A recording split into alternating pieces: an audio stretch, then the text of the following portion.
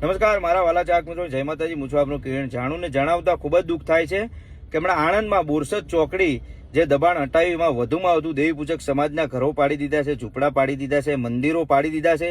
તો સરકારને એક નમ્ર અપીલ કરું છું કે તમારી સરકાર છે, તમારું પ્રશાસન છે, તમારા કલેક્ટર છે, એટલે તમારું મન ફાવે એવું તો ના જ કરાય. કારણ કે વર્ષોના વર્ષથી રહેતા હોય એ લોકોને તમે એમનું ઘર પાડો તો એમનું ઘર હાટે આપો અને એ લોકોને સુવિધા આલો.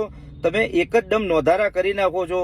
રોડ ઉપર ખાવા પીવાનું કોઈ ઠેકાણું નહીં, ખાવા પીવાની કોઈ સુવિધા નહીં અને ડાયરેક્ટ જ પાડી દો, એમની રહેવાની કોઈ સુવિધા નહીં.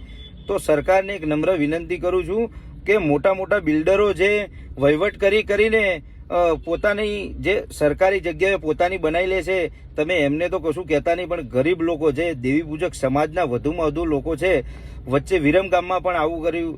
હમણાં આ બોરસદ ચોકડી